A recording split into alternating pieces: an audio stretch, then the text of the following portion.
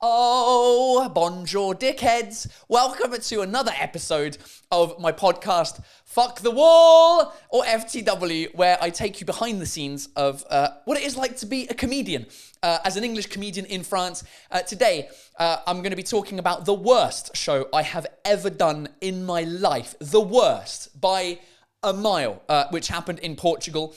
And as a result, I broke my 1 year no drinking of sobriety.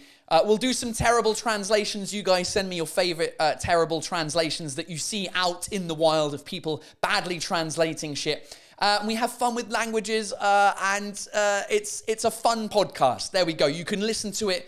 Thank you for being live. How many people are watching? 167 of you are watching this currently right now live. If you're not watching it live and listening to this afterwards on your favorite podcast app, shout out to the people that are just listening to this. I just pointed to the screen as if you could see me, but you can't. And those watching again on YouTube, hi, bonjour, comment ça va? So before we get into the show this week, last week, we talked about the French not being able to, or mispronouncing words with two O's in them, or not two O's, as two O's. And I couldn't find the example I've been thinking about forever. And somebody sent me, a couple of you sent me some DMs on Instagram afterwards, and like, Paul, is the word Whopper from Burger King? And I was like, yes, it's fucking Whopper! When you go to Burger King, in an English-speaking country, you get a Whopper, because it's spelt W-H-O-P-P-E-R, a Whopper.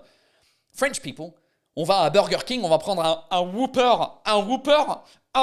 Even their marketing team, even they, on their fucking adverts, Burger King France, call it un Whopper. There's no two O's in a Whopper. It's a Whopper. It's a fucking Whopper. C'est pas un Whopper, c'est un Whopper. Et je sais que vous êtes capable de faire le bruit Whopper. You can make the noise Whopper because you have up. Allez up,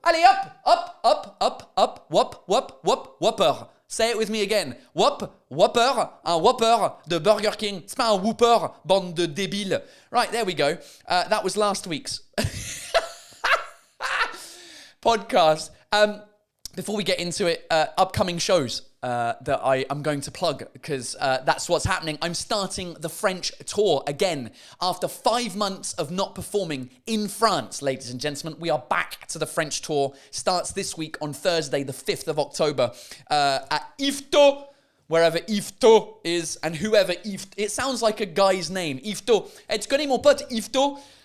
Because he gets up early. Hey, Yvetot! So I've only got one show this week. I'm so excited about having just one show. Oh! On home soil as well, in France, so it'll be a quick one.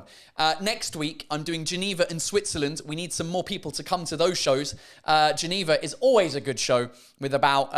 we're at Théâtre Le Mans, where there's over 1,000 seats available. We still have a couple of hundred left to sell. And in Zurich as well. We've never been to Zurich for a French-English show because we're fucking stupid. So that's happening next week.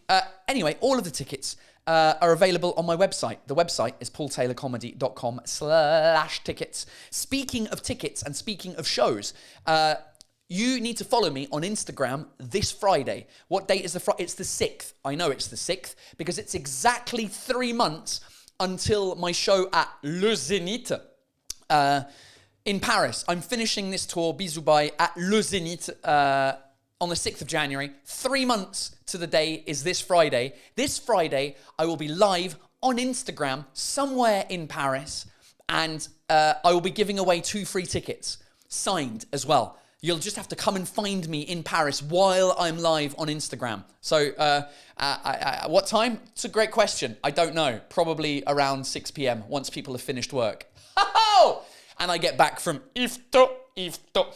So that's something to look forward to. If you're thinking about coming to Le Zénith, that's going to be fucking great. Right, ladies and gentlemen, let's get into it. Fucking Portugal, ladies and gentlemen. Before I even arrived in Portugal, right? Let me just tell you how the day went getting to Portugal and why I hate Paris. Oh, fucking customer service in Paris, listen to me. Every time I leave Paris, I'm so happy because I know that when I'm dealing with customer service people that work in customer service, it's not going to be shit. Before we left, between my house at 8 a.m. when I left to the airport and getting on the plane to Portugal on Friday, I had 5 interactions with complete strangers that all work in customer service, and they were all fucking assholes, because that's how everyone is in Paris who works in customer service, right? Let me tell you the story. 8 a.m. I get up and I get an Uber. I order an Uber from my house to the airport. Now, the way me and my team who are traveling with me, which is the wonderful Adam Crosby, who is my manager, and Manu, my light and sound guy, there's 3 of us, and the way we organize it is depending on who is closer to the airport, depending on which airport we're going, we share an Uber. So there's like a 3-stop situation. When you open the Uber app, you can choose multiple destinations, drop-offs or pickups, right? So that's what we've been doing. So this time we were flying from Orly, which is in the south of Paris, and I was step number 1. So I ordered the Uber, triple destination. The guy shows up in like a shit-looking car. It's just he doesn't even get out of the car. I've got my backpack and like holdall, just a backpack and a little holdall, right? That I want to put in the boot of the car because I know that we're going to pick up 2 other people, and they're going to have luggage as well. I can't open the boot. He doesn't want to come out and help me open the boot. So I'm like tapping on the door, excusez-moi, comment on fait pour ouvrir? Because it's one of those fucking Peugeots where the button for the boot is in the 508 and you have to click the 0. You have to put the fucking 0 in. So who designed that? I mean, it's actually a pretty good design. I fucking love it. Anyway, so he goes to me, I don't even know if he tutoyed me. I think it's like, I don't know. He was just like, oh, tu veux pas mettre ça derrière? Like, you don't want to put your luggage in the back with you. I'm like, no, because there's 3 other people coming and it'll be full. And he's like, what do you mean? I'm like, well, I'm now in the car. He's like, oh, what do you mean? I'm like, well, we're picking up 2 other people. He's like, oh, I'm not doing that. No, je fais pas, monsieur. No, moi je fais pas. I'm like, bro, you fucking accepted the thing in the application with 3 pickups, you fucking asshole. And he's like, no, moi je fais pas ça. And I'm like, it's 8 o'clock in the morning. I'm not in the mood for this shit. We're already a little bit late to get to the airport. Now I'm fucked off. So I get out of the car, leave the door open the boot, take my shit out, leave the boot open and just stand by the car. So he has to walk off and fuck. And he just left. He just pissed off. And I couldn't give him a bad rating because he cancelled. It really fucking annoyed me. Then we finally get another Uber, and that's fine. Don't even speak to the guy, just get in, whatever. Then we arrive at the airport, and we go through security, and aren't the people in Paris airport security a bunch of assholes? They're like on this power trip that they drop. So there's a woman, right? And they've got this new system where you put everything in one fucking bin, which is it just doesn't work anymore. Anyway, I take out all my stuff. Mind you, we've been traveling we've taken like 10 flights in the last month, right? And in every flight, I bring my liquids in a bag that looks like this. Okay, it's a transparent bag that's from a thing called Molten Brown, where they've got a little sticker with a flight-friendly size. It's a transparent bag that I just put all my shit in. So I just take that out of my suitcase, put it on the tray, and that's it. And for the last 10 flights, no problems. But this power-hungry bitch is behind the thing. And she's like, non, monsieur, il va falloir sortir tous vos trucs et les remettre dans un autre sac plastique. She wants me to put she wants me to take out the liquids from this bag and put them in another plastic bag that's the same fucking size. And she's like, oh, bah oui, mais no. And I'm already angry from the Uber. This is like 20 minutes later, right? So now person number 2 is annoying me. I'm like, bah, je comprends pas. I don't understand why you want me to take the same liquids and put them into another bag. And what she thought was going to happen was that my liquids were not going to fit in the other bag because she's just one of these fucking security power-hungry people that have got a tiny bit of power and want to fuck you with it. And so I did struggle to get all of the stuff in, and she's there talking, blah, blah, blah. Where I'm annoyed at this point. She's like, oui, c'est pour votre sécurité, monsieur. Oui, it's for your convenience. It's for your security. I'm like, fuck off with the security. When was the last time a plane was bombed because somebody brought on some extra liquid? It never happened in the first place. They just decided to start doing that after somebody brought a bomb in his shoe. And 9/11 wasn't even this. It was people hijacking a plane. It was nothing to do with liquids in a bag. They're in a bag that's sealed, that's 1 litre. Oh man, it fucking drove me nuts. But I was like, I managed to put all the stuff in there and it just went through and I just went, oh.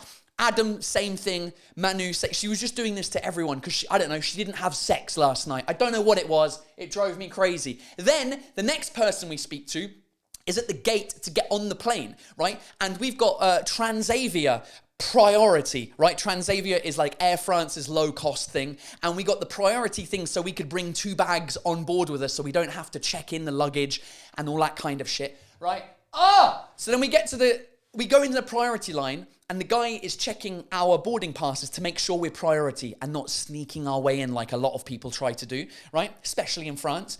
And so that's all fine. And then as they start boarding the plane, he's then at the desk. Look, and the boarding passes don't go through. They beep wrong. And he goes, si vous partez à Faro, c'est porte A34, la porte a changé. Like if you're going to Faro, it's the other door, the other gate, and the gate was changed. It's like, great, why didn't you tell us that while you were checking our fucking boarding passes 10 minutes before when we were queuing up for the thing?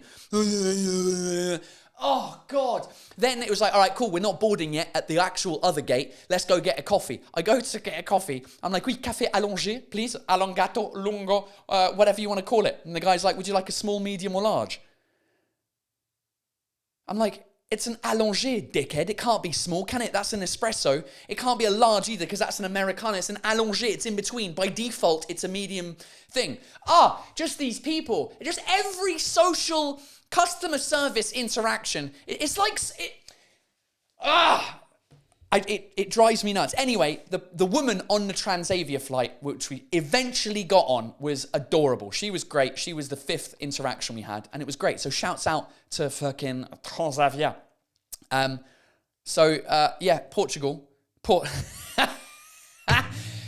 Portugal. We get to Portugal. Ladies and gentlemen, the first show was in Faro on Friday. Second show was in Lisbon.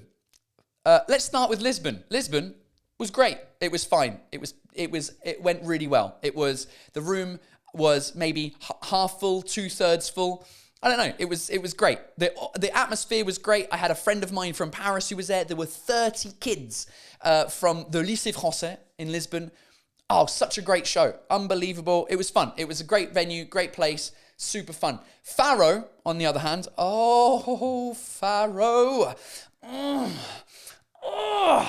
Ladies and gentlemen, it was the worst show I have ever done in 7 years.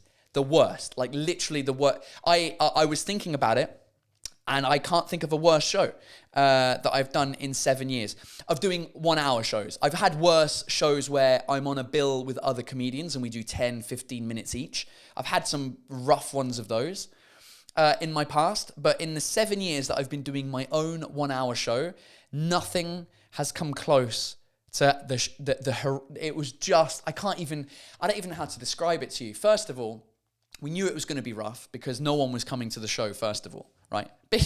Just a mistake for going to Faro, which the local promoter, the guy who put on the show, he's a very nice guy, okay? Super guy, very friendly, but I don't know what was going through his mind when we thought we were going to do a show in Faro where nobody is there apart from retirees, just old people. It was the show, how many? I think we had 41 people come to the show out of 300 potential.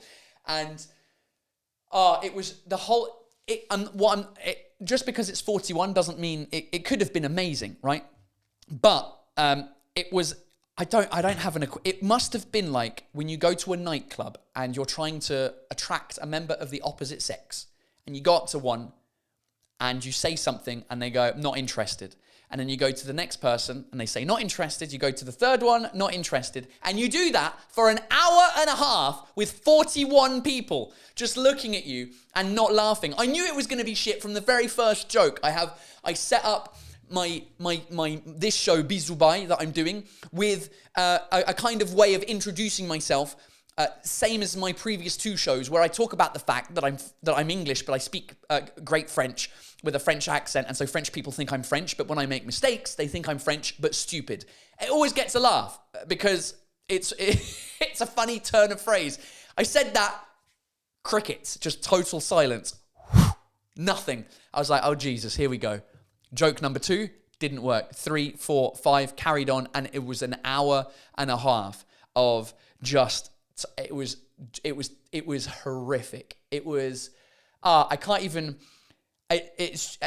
put into words how bad it was for me. I think some of the audience liked it. Some of them didn't have a clue what was going on, because I think part of the audience were just people that the local promoter had like invited so that they could fill the room to make it less empty. But I'd almost rather perform in front of less people who understand who I am and where I'm coming from, rather than a room full of strangers who've got no idea who I am. I don't think anyone spoke English as well. Oh God, it was horrific. There were 3 children in the front row. One was 7 years old, one was 10 years old, and the other one was 12 years old. Just the 3 of them on their own in the front row, and the parents sat at the fucking back of the room. I'm like, what are you doing? First of all, bringing children that young to a stand-up show. You're a fucking idiot. Secondly, why are you not sitting with them? Oh God! It was horrific. Oh, it was so bad. It was just, and I tell you what, it was so bad that, so I got off stage, right? And I said to my manager, Adam, I was like, mate, get me a real beer. I couldn't, I've had some rough moments in the past year, the past 13 months, right? I've had some rough moments, professionally, personally, and not once have I given in to alcohol. But at this point, I just couldn't not do it. I was just like, I need a real beer. This has been horrific. It was building up in my mind for a whole, for like a month, 2 months, 3 months, where we were just seeing the ticket sales going nowhere for Faro. No one was coming.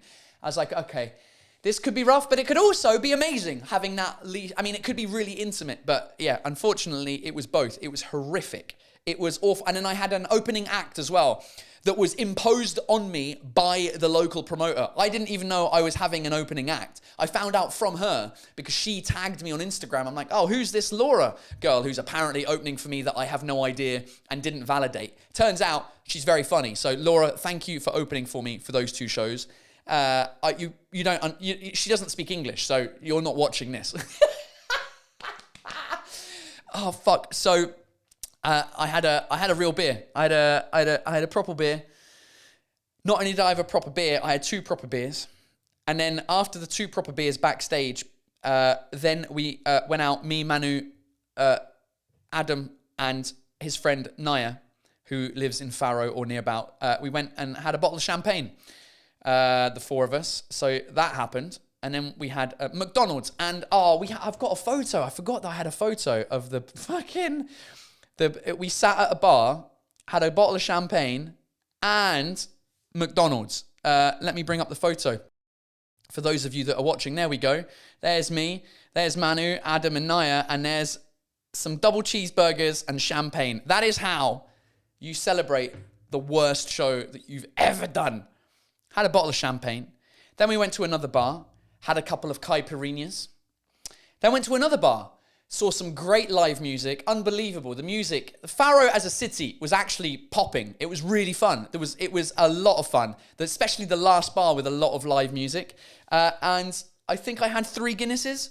So that's not too much of a mixture, is it? Guinness, normal beer, Guinness, champagne and caipirinhas. I think there was a shot in there as well. So you can guess what happened to me the next day. I was fucked. I woke up. First of all, I vomited before I went to sleep. And then I woke up and I just felt like shit for the entire day. We had a 2.5 hour drive from Faro to Lisbon. And I tried to sleep in the car. I tried not to vomit in the car. While we're driving, the promoters, because this is the promoter's car who's driven from Paris down to Portugal, his bumper fell off the car during the motorway. I mean, the whole trip was just horrific. So I get to Lisbon, we check in, and I'm sitting in reception like, why is the check-in taking so long? Breathe, Paul, because I needed to vomit. I was like, breathe. Why is the check-in taking so long? Where are the fucking keys? Why is this taking so long? You have to fill out your details. I'm like, oh God, come on. And as soon as I got in the room, it just came out all just rah. And then I spent the whole day sleeping until about an hour before the show. Woke up, had a Burger King, and then thankfully the audience in Lisbon were on form because that straight away got my energy back up, and the adrenaline took me through the show, and the show went really well. Thank fuck for that. So unfortunately, I have broken my 1 year sobriety. It was more than a year. I broke it and I had a glass of champagne on the 1 year anniversary. Then I had a whiskey in Scotland and a Guinness in Ireland because, you have to. But I hadn't been drunk in a year and 13 months. So there we go. I've gone and fucked it. But guess what? Guess what that means now? I'm not going back. That has made me just be like, okay, yeah, that was fun. It wasn't fun. I'm not doing it again. Speaking of which, I don't have a drink with me now. I want to get a drink. Because it's a non-alcoholic drink, of course. And I want to shout out one of my favorite brands who don't sponsor the podcast, but fucking should. It's a brand called Liars who do non-alcoholic alcohol. This one is dark cane spirit, which is basically rum, dark rum. And what I love having with it is some ginger beer. Nothing better than rum and ginger beer. Isn't that an actual alcoholic cocktail? Rum and ginger. What is the alcoholic? What is the? Is it a dark and stormy? Right. So yeah, that's my life this week, ladies and gentlemen. So I don't know what to tell you. I'm disappointed in myself, but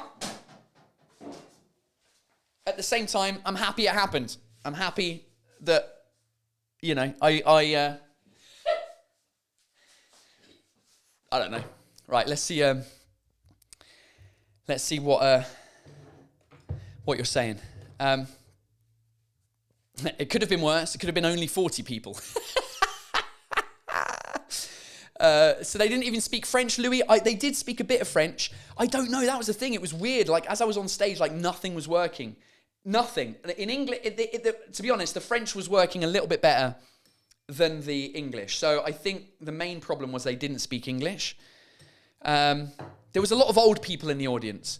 There was some young people. Some people laughed. Like, I'm over-exaggerating when I'm saying nobody laughed, but I'm not over-exaggerating when I'm saying it was the worst show that I've ever done in 7 years of doing this. So it was rough. Ladies and gentlemen, cheers to whatever this non-alcoholic drink is called. I think it's a dark and stormy. Can somebody confirm if it's a dark and stormy? Let me go back down to the comments. It is a dark and stormy. Okay, great. Thank you. Right. I bet you could hear people clapping one by one, Dan Lyle. No, because I couldn't hear anyone clapping, mate. That's the best bit. Oh, Jesus. You were swearing in front of kids in Lisbon. Yeah, Stefan, I was. And that's not my problem. People shouldn't be bringing kids to the show. I guess they don't sell alcohol in comedy clubs. It wasn't a comedy club, Bridget. And yes, people were drinking. They were drinking, which is the worst part. Ah, ma fille et moi, on a super rigolé. Diana Pooley was at the show. Bah, merci. Vous étiez les seuls, je pense. I'm glad somebody was here. I'm amazed that you were at the show. Thank you for coming to the show. But yeah, it was a rough time, to be honest. It was, fucking hell. You have to be honest while finishing the show. You can't say, thanks, Pharaoh. It was amazing. I don't know what I said, to be honest with you. I think I might have said, thanks, Pharaoh. That was interesting. Because throughout the show, I stopped at some points and were just like, what are we doing here? Why are we even here? Do you know what I mean? My French isn't good enough to be able to improvise in that way. Romain Filière, en comparaison, quel est le pire truc au monde? Paul, le malaise pendant la cérémonie de rugby sur Canal Plus ou fucking Pharaoh? What was worse? My shit show at the rugby awards from a couple of years ago, which I talked about in my show So British. Ooh, it was Faro. By far that was the worst because it lasted for an hour and a half, mate. Romain. The Canal Plus thing was 7 minutes. I got over it and I made a 10-minute joke about that whole experience. Faro, I don't know if I'm going to be able to get some comedy out of it. Because I'm still, they say time heals everything, right? I'm still processing the defeat. It was rough. Champagne to celebrate the show finally finishing. Class. How did your body react to the alcohol? Well, I told you, very badly. Champagne's a solution for everything, Stéphane Le Pagnaise. It is, if you just have champagne. Yeah, listen, it was all right. It was, you'll do a sketch about it one day. Maybe, I don't know. Hello, Paul from Sweden. Hello, I hope you're well from Sweden. I hope you haven't given up on your goal altogether, says Dan Lyle. It was just one day and overall 364 out of 365 is pretty good. Listen, yeah, it was one day and that's it. I'm finished. It was more than 365. Listen, I've realized that I don't need alcohol anymore. Granted, I don't think I would have been out until 4 a.m. if we weren't drinking alcohol. I would have probably gone home at 1 and missed the amazing bar with the amazing live music. But it's such a short reward for maybe I spent 2 extra hours having fun that evening, but then I spent 12 hours vomiting, not vomiting, but like just having a shit time and trying to recover from it. Fucking Faro fail. Exactly. Listen, you can't win them all, right? I mean, come on. We've had an amazing run so far this tour. The best show still remains Melbourne, 900 people in Melbourne. I mean, 900 people in Melbourne. I mean, I would have never thought that we'd have had that amount of people. It was crazy. Melbourne was unbelievable. So we've had some great shows. Most of them, listen, 95% of them are amazing. Right, 4% of them, well, because I've done about 100, so yeah.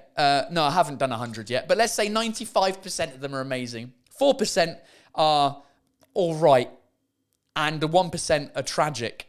I've had like 2 or 3 rough shows this year. Faro was by far the worst. Cantleux, next to Rouen, was pretty horrific, and Tignes, up in the mountains during ski season, was pretty rough as well. So yeah, Kevin Ziegler was in Lisbon. Loved your show, Paul. Great. Well, good. I'm glad you were at the show, and I'm glad you enjoyed it because I enjoyed it. Control-Alt-Supprimer, suffering from some PTSD. Yeah, from Paul Taylor shit joke syndrome.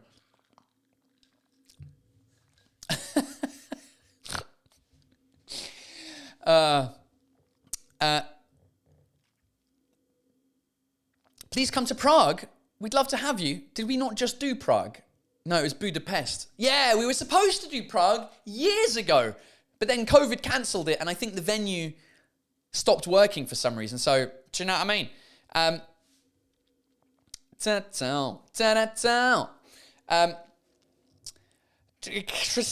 Christina, alcohol after 30 gives horrible hangovers, not really worth it anymore. Yeah, especially when you haven't drunk in a year and you've lost 12 kilos. I was surprised I didn't collapse before, to be honest. I thought after like 3 drinks I'd be like gone, but I think it was the adrenaline of just the bad show and then starting up again. So yeah, do you know what I mean? Well, whatever. Well, it was all right. Portugal is memorable. It was memorable. It will stay in my memory for a long time. But yeah, I don't think I'll ever do Faro again in French, or in a bilingual situation. This is why I'm stopping bilingual shows, people, because it's too much hassle. I can't be arsed anymore. But the guy who organised it was very friendly. But yeah, we're just never doing that again. In other news, the other show that I did last week was a show called 69, which is a show that's on Canal Plus. It will be on Canal Plus. The whole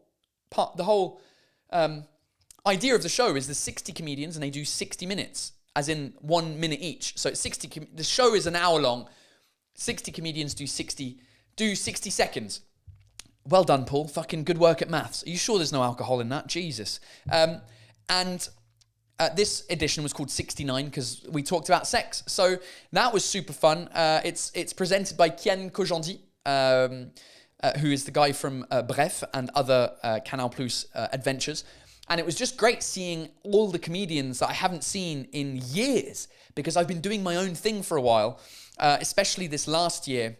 The last 4 years, basically, with having a child, it's difficult to then go out and do, 10-minute gigs here and there because you are doing your own show 3 nights a week. So it's impossible to go out for 10 minutes and fucking travel 45 minutes into town to then do a show for 10 minutes and then come back. So I hadn't seen all these people in such a long time. It was so cool to get back together and catch up with everyone. And that will be coming out on Canal Plus at some point before the end of the year. So we shall see what... I thought it was all right. We filmed 2 shows. And the second one was much better than the first. But overall, it was pretty cool.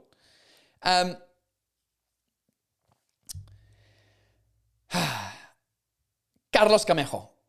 Now, here's a question. If today you got married, would it be a sober wedding or would you have alcohol for everyone else? Oh, I'd obviously have alcohol for everyone else. If I was to get married now,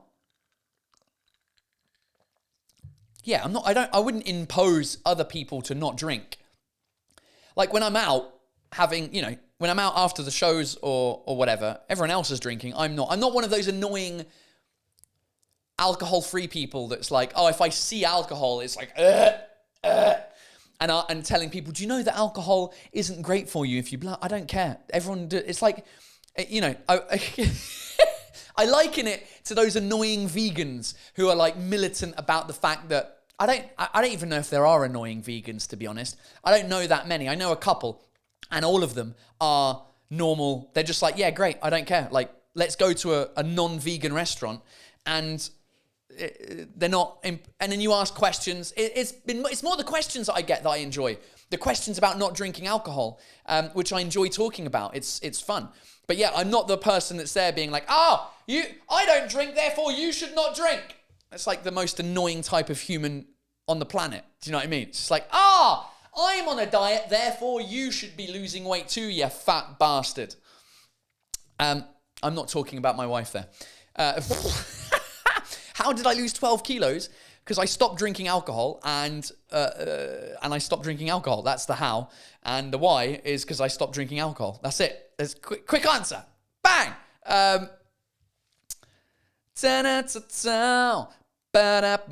should be casted for LOL on Prime Video, LOL Kiri Sort, whatever it is. Yeah, I'm not famous enough to be on that show.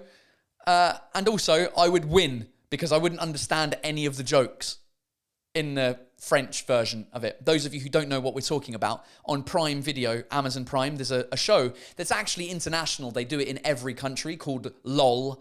And the concept is you put a bunch of comedians in a room, in like a space, a studio, and the last one to laugh wins the show. And there's like challenges. I've not watched it, to be honest with you. But yeah, I just wouldn't understand any of the jokes. So I wouldn't be laughing. Will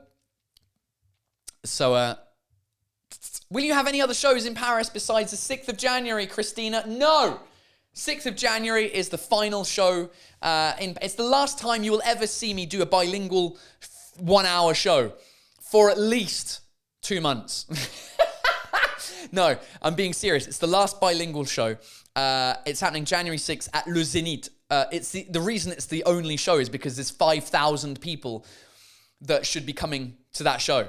Right now, not a lot of people are coming, which is why we're going on the promotional train, which I'm hating. But it's one of the things you got to do. It's one of the downsides to this business is you have to promote the fuck out of your show. Going on radio, TV, internet, like question and answer things, newspapers, and it just basically takes up all of your days until that show. So yeah, I'm pretty busy on tour until then. And in the days that I'm not on tour, I will no doubt be on the phone to some person being like, oui, alors, oui, mon spectacle bilingue, en fait, c'est le dernier parce que du coup, la prochaine fois, je vais faire que l'anglais. Oui, alors, bisous, bye, parce que je dis au revoir à plein de choses. I repeat the same shit every interview. So it's kind of repetitive and boring, and who knows how much it actually works. But in order to also help people get more visibility as well for the Zenit, I've started my mini series on social media, which is unofficially named No Bullshit English, where every episode is me teaching you how to not say an English word incorrectly, French people. And I've got, the first one came out today about the word dressing. If you follow me on any social media, it's on YouTube, TikTok, Instagram, Twitter, X, and Facebook. It's on all of them. I don't do Snapchat. That's the only social media it's not on. So we'll see how it goes. We'll see. I have written and filmed 5 of them. They're being edited by the wonderful Florian Beaufreton. And then they're going to be coming out twice a week, and that'll hopefully build up some momentum for the show on January the 6th. So, yeah, man. Boris Uterba. Hi, Paul. Love what you do. Keep going. 100. Thanks very much, my friend. I love what you do by commenting. Keep commenting. 100.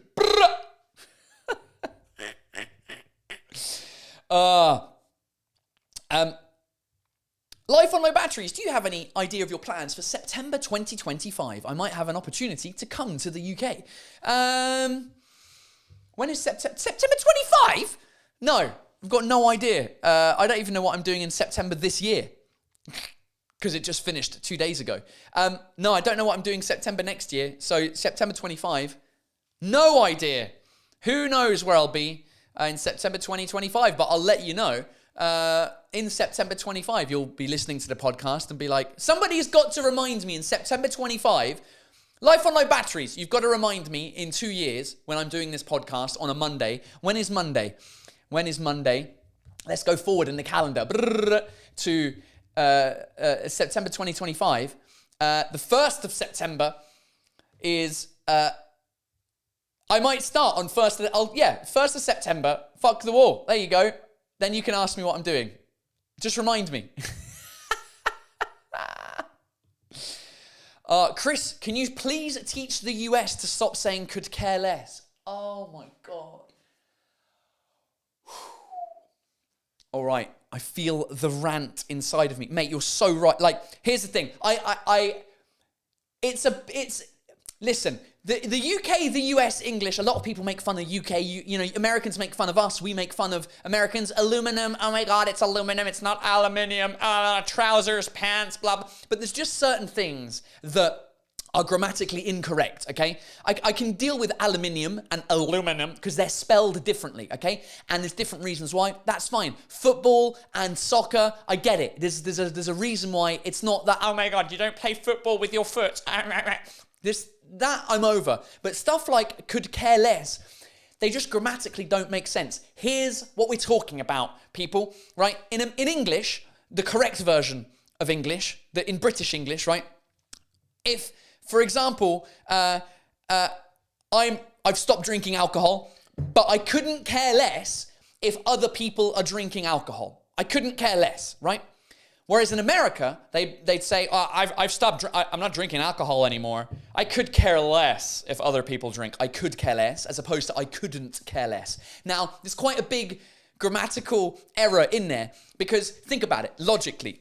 In British, we say, I couldn't care less, which means the less is here, and I couldn't care less than that, which means that you don't care. You don't care because you couldn't care less. You can't care less. Whereas in America, it's the opposite. I could care less means, oh, so you could care less. You could care more. You could, which means that you don't not care. Do you know what I mean? It's like a double positive. I could care less.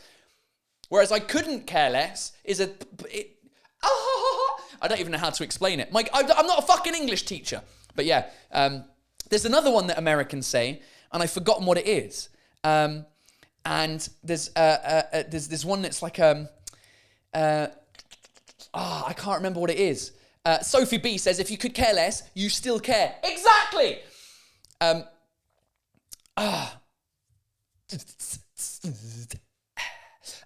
Jesse, hi Paul, long-time listener, first-time caller. Thoughts on Lyon? I love Lyon as a city. It's great, and I cannot wait to do the show there. When is the show in Lyon? Lyon at Bourse du Travail. I feel like it's quite a wet. It's in November. Where are we? Lyon. It's the 21st of November. Cannot wait. Fucking love Lyon. There's another one. I can't remember what the... I can't remember what it is.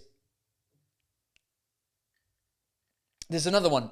There's another one. There's another one that Americans say, and I can't remember what it is. But for sure, couldn't care less is the one that drives me nuts. Right, what else is going on? What else have I not talked about that I wanted to talk about? Did all of that stuff. We got some terrible translations to do, ladies and gentlemen. Right? Terrible translations, the part of the show where you send me your favourite messed up translations and then we talk about them. You can send them to me either in the comments on YouTube, either by Instagram, either on X, Twitter, wherever you can send images, because it usually involves having images sent. I might set up an email address at some point for this to happen. Adam, let's get that on the list, shall we? Let us start with a couple of terrible translations that I found while being alive this week. Where's my folder? Terrible translations. There we go. Right. Let's start with a jumper that my daughter was purchased. That's not even English. There's me bitching about American English for 10 minutes, and then I can't even speak proper English. A jumper that my wife bought my daughter at a shop called Monoprix here in France, and they are full of pricks. It's a cute jumper. Let me just not spoil the thing. Right, here we go. Okay, so it's not really a terrible translation. It's just an inappropriate thing. Okay, here we go. The jumper, it's a nice little jumper. It's cute. It's like a little French Paris jumper. It's got an Eiffel Tower with voilà written on it. It's got a little rainbow with bonjour. It's got a little heart saying, hey girl. There's a little thing called c'est la vie. It's very cute. However, on the same jumper is the phrase French kiss with a pair of lips in the photo. Now, I know what they're trying to do here. I know that Monoprix are trying to be cute and French. You know, voilà, c'est la vie, bonjour. I don't know where the hey girl comes from. That's not very French. Hey girl. I'm hearing my friend Sarah Donnelly in there. Hey girl. But French kiss. I guarantee you the people at Monoprix who created this design had no idea. They just thought, c'est un petit bisou français. This is not appropriate to have on a 4-year-old's jumper. A French kiss, pour les Français qui comprennent pas, is it's tongues and everything. That's what we call a French kiss, French people. It's not just un bisou and the words or the noise. That's not a French kiss. If you go, no, a French kiss is tongues and everything. Just an inappropriate thing to be on a fucking 4-year-old's jumper. Well done, France. Congratulations, Monoprix. You guys have fucking crushed it. Right. Next one that I found was in the wonderful city of Faro in Portugal that we had such a great time at the hotel, which is a brand of hotel that is an international brand. Ibis. Pretty sure they're French, Ibis. This was downstairs in the hotel. It's kind of like a cool music-themed hotel with a vinyl and some drumsticks there. And they've got a big cassette with the word breakfast written on it. But it's spelt Breakfast. As opposed to breakfast. I just hear Borat every time there's something missing. Would you like a breakfast? Fuck. I'm like, come on, guys, it's an international chain of hotels. How have you got this wrong? And I thought, oh, maybe it's just that thing that's wrong. But then I went and looked at the menu for breakfast. And here's the menu, ladies and gentlemen. On the menu, it says breakfast as well. It starts off okay. It says the coffee. We've got coffee, teas, milk. And then we've got vegetal milk. Vegetal milk. Vegetal. Du lait végétal. In Portuguese, they've pronounced it as leite vegetal, which means milk that isn't from an animal. What would we call it in English? I don't even know what we would say in English for vegetable milk. We wouldn't say vegetable milk. What? What would we call it in English? I don't even know what we'd call it in English. Vegan? No. Because it could be oats. It could be... what else is there? There's oat milk, soy milk, dairy-free milk, plant-based milk. There we go. Bridget Leonard. Yes, exactly. Plant-based milk. Thank you very much. No, it's not called plant-based milk anymore. It's called vegetal milk, okay? Let's see the rest of the menu. We've got daily fresh, whatever that is. Cold cut meats, cheeses, free-range chicken eggs. That's all good. In the fruits, we've got seasonal fruit, fresh orange juice. Fruit juices, spelt like the Portuguese would spell fruit. Fruity juices. Fruity juices. Oh, God. Then what have we got? We got fruit jam, grated tomato. I don't know if ralado means grated, but it seems weird that you would have grated tomato. Anyway, extra virgin olive oil, that's fine. Honey, perfect. In the bread section, they've got white bread, wholemeal bread. What they mean here is pastries, but they've gone pastéis, just like pastéis de nata, but pastéis. And then homemade biscuit. In the cereals, it's not cereals with a plural, it's cereal with a singular. Cereal, for some reason, if it's mold, it's just cereal without an S. Nuts, natural yogurt, vegetal yogurt is back. Yogurt is vegetal. Responsible sourcing to eliminate single-use plastic, food waste reduction. Oh, I thought that said shit food consumption. To shift food consumption. There you go. Ladies and gentlemen, I mean, the thing that annoyed me about that is just like, guys, you're an international chain of fucking hotels. Ibis. Like, how has that not gone through anyone who's English speaking, even if it's specifically for the Portuguese? I mean, come on. It's like translation is always an afterthought everywhere. Right, here's one more that I found, but there isn't really a translation. It was just a fun thing that I found on Twitter earlier on. And it was the scoreline of, I guess, a football match between Nice and Brest. And because it was 0-0 and Nice were playing at home, the way the scoreline has been written out is Nice 0-0 Brest, which until you read it in English and you see the 0-0s as a pair of tits, it says nice breast. Nice breast, very good. I mean, when are those things not funny? Right, here are some of the ones that you've sent along. This one I think is from Kristen Kim. Uh-oh, I've done something wrong with my phone. Delete. I think this one is from Kristen Kim. I've seen this one before. Les Français, on n'est pas si nul que ça en anglais, mais aussi les Français. So French people are not so shit in English, but here are what does the English say. A croissant is €1.05, and they've translated croissant to increasing. Yeah, the price is increasing of croissant. There is no translation for croissant. In English, we just say croissant. And we try and say it with a French accent, but we can't get it. Can I get a croissant, please? All right, mate, can I get a croissant? Or if you're American, you'll say a croissant. Can I get a croissant, please? Can I get an all-butter croissant? An all-butter croissant. Oh, my God. You know what? It's croissant and décroissant. If you've got an Excel spreadsheet in French, you can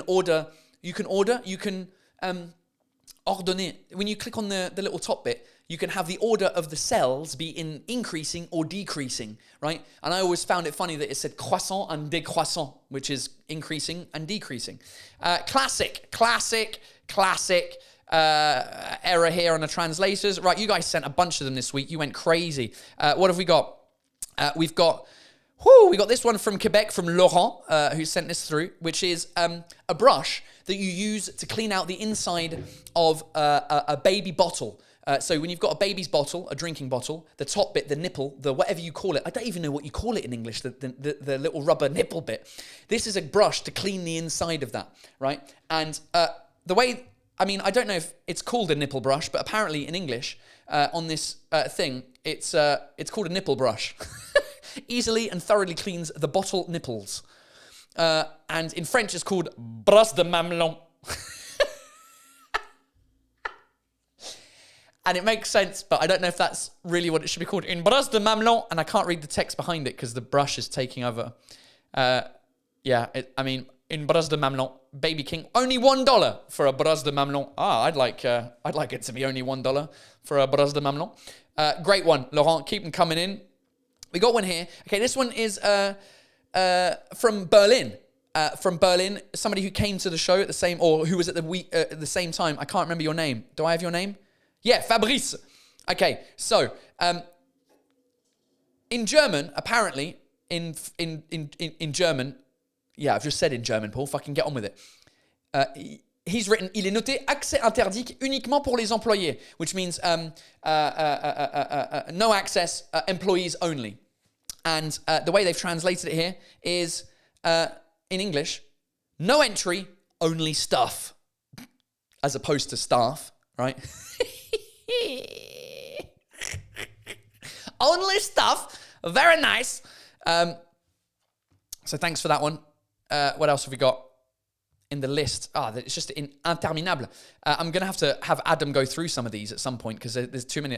All right, one I saw, a petrol station. The label is ripped, but the translation is too good. Right, here we go. I think this is in Quebec. Again, it's always Quebec because as much as they try and give a fuck about French, they don't give a fuck about French because they just translate the English stuff, and it's probably people sitting in Toronto who are English speakers. So it's when you go to a petrol station and you prepay for the petrol.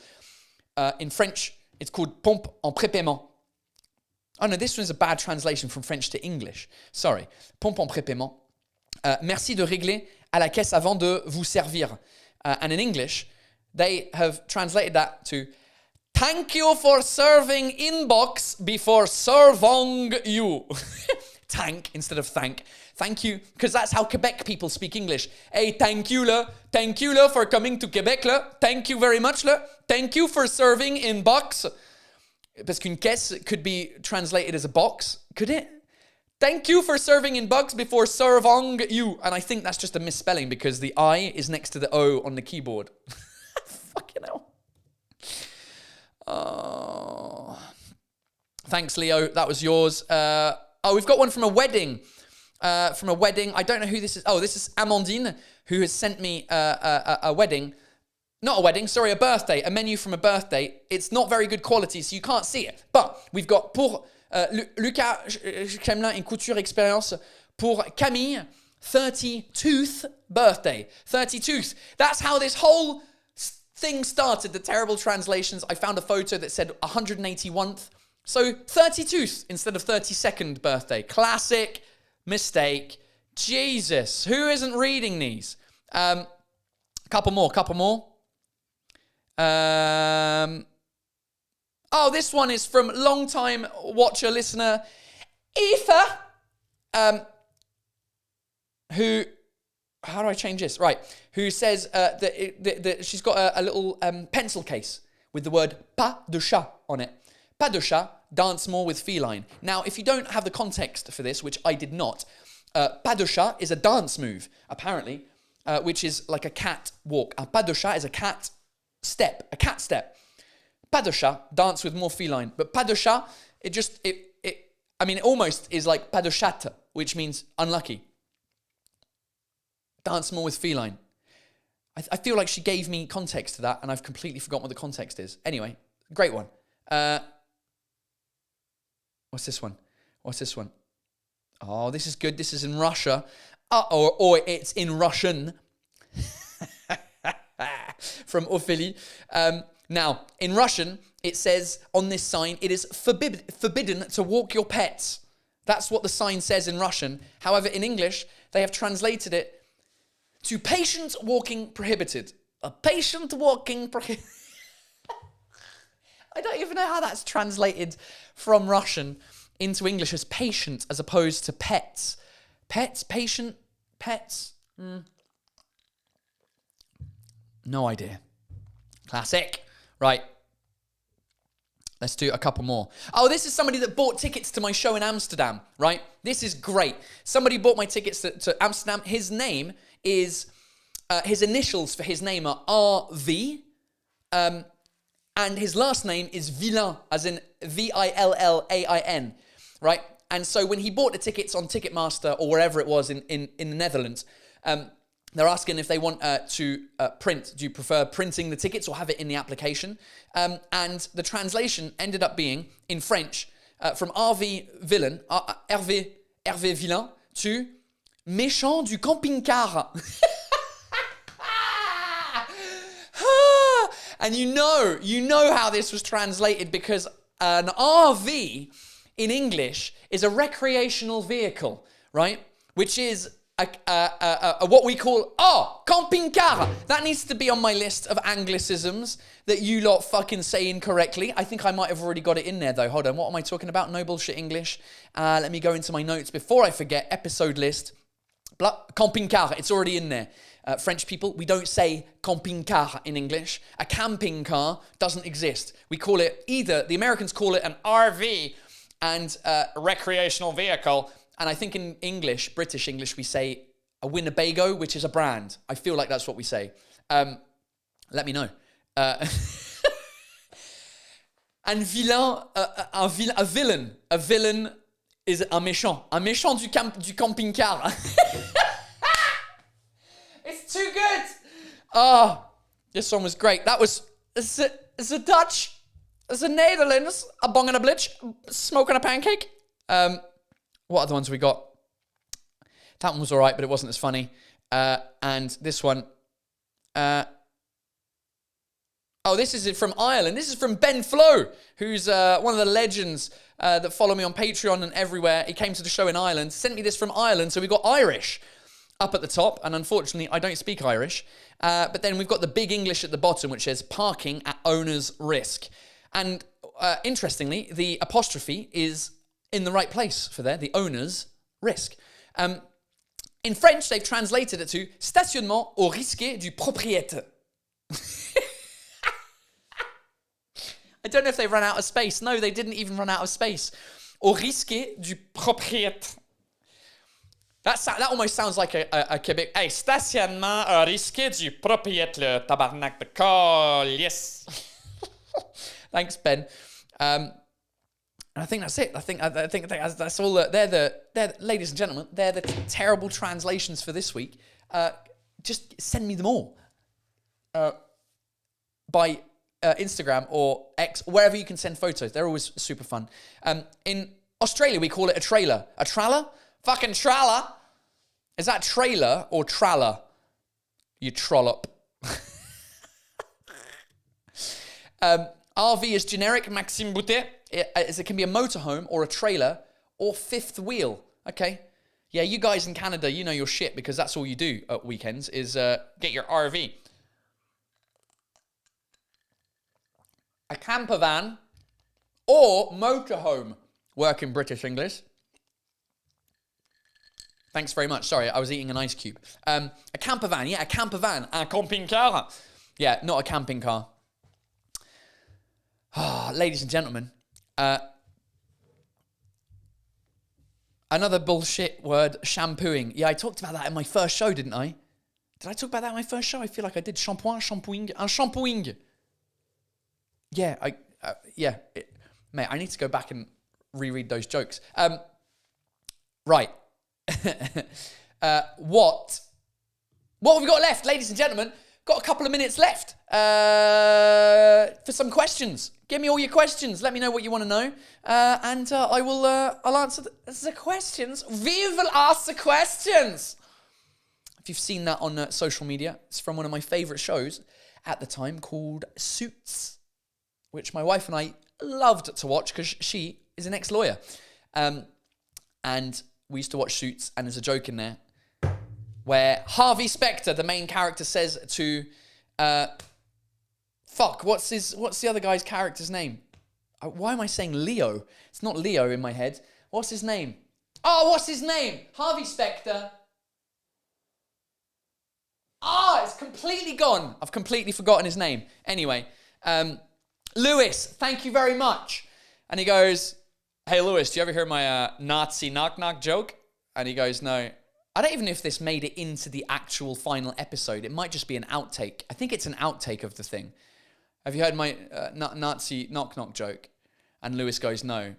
And it's knock-knock. And then Lewis goes, who's there? And then Harvey goes, we will ask the questions, and slaps him across the face. It's great. Anyway, Bridget Leonard, what was the best part of Portugal? Right, the best part of the Portugal trip was coming home. Oh, God. No, what was the best part? Honestly, the best part was hanging out for a few minutes after the show in Lisbon with some of the students. So there was about 30 kids from the Lycée Français that had come to see the show with their teacher. Shout out to the Lycée Français in Lisboa. And it was cool getting to speak to them. You know, I don't even know how old they were, like 16, 17 or something. And just seeing like their eyes light up, asking me questions about doing comedy, speaking different languages. And, you know, I think you get to a certain age where you kind of switch from being very egotistical and you're like, great, these are the future. These kids are the future. And it's cool if I can help them with anything. You know, when you're that age and you're studying languages, you've got no idea what you want to do in your life, right? Like I didn't. And everyone would just say to me, oh, you're going to become a teacher studying languages. And even at the time, I'm like, fuck off, you prick. Like, I don't know what I'm going to do, but it's going to be better than you cunt. And so you don't know, like studying languages, there's so, like the world, I mean, who knew I would end up doing this, right? Or have a decent job at Apple as a trainer because I spoke multiple languages. The only reason I had that job at Apple was because I spoke multiple languages. The only reason. Yeah, like it was cool to see the freshness of teenagers who were excited about languages and comedy. And yeah, it was cool to spend, 10, 15 minutes answering their questions. But then it became like, we didn't know how to stop. I was trying to escape them at some point because they were all crowding around me. And Adam, my manager, was just like, right, I've got to take you. And I was like, all right, cool, let's leave. And as we were leaving, they all followed me and kept on asking me questions. It was great. So I think that was my favorite part about the whole Portugal trip. I think.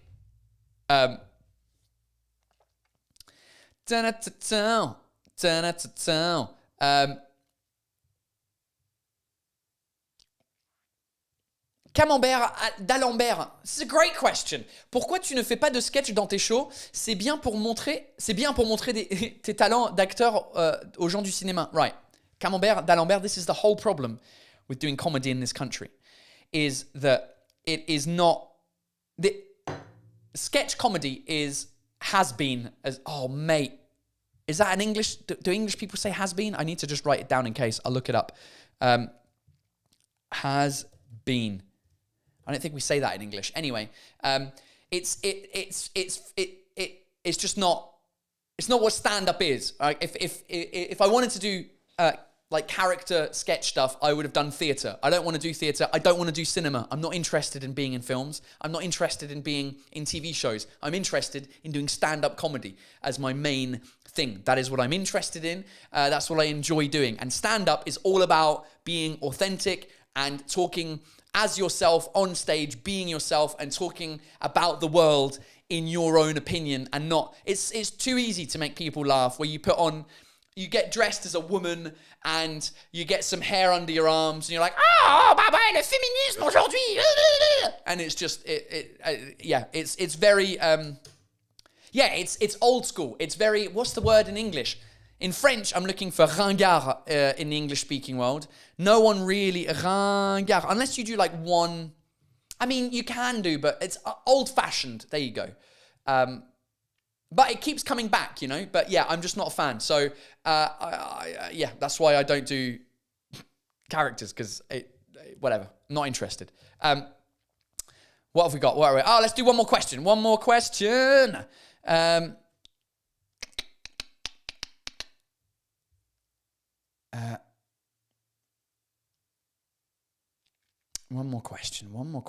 One more question.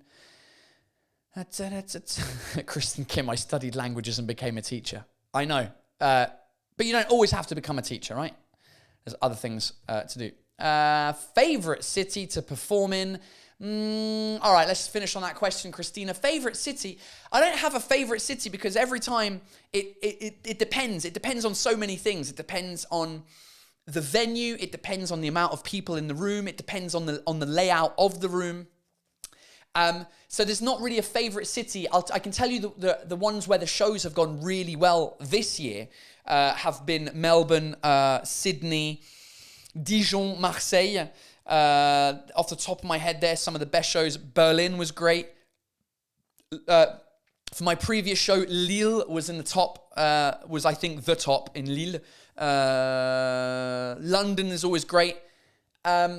So yeah, it really depends. But sometimes you go back to a city and it's been amazing, and the second time, it wasn't that great. Or Nice this year wasn't great, but Nice in previous years has been great. So it's not really about the city, if I'm honest. It's more about the rest of the vibe, like who's in the room, what mood are they in, what's been happening that day, are people happy, have they been drinking, is the ceiling low so it bounces the laughs on, it bounces the laughs on. Wow, that question, that I mean, it's time for me to go, isn't it? Jesus Christ. Christina, thank you for your question. Thanks everyone for your questions. This was fun.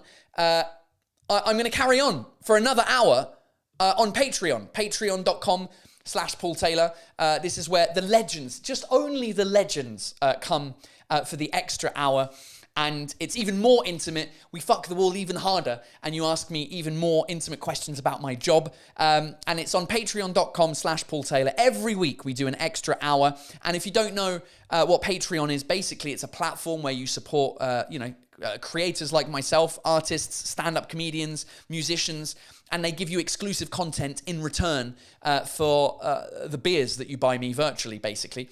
So not only do you get an extra podcast every week, you get extra exclusive videos that I don't do, that you won't see anywhere else on the internet.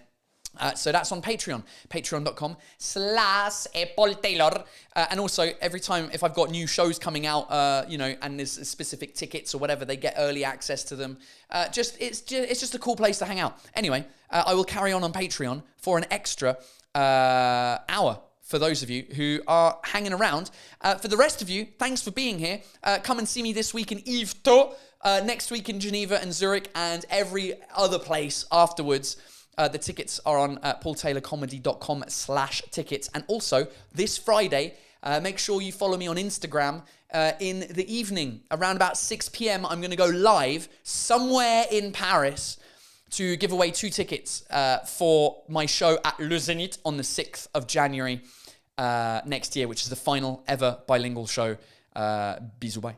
So that is happening on Friday. So ladies and gentlemen, if you're following me on Instagram, I will see you on Friday. If not, I will see you next Monday, hopefully, for Fuck the Wall. I might not be here next Monday because I might be going to a concert, but I'm not sure yet.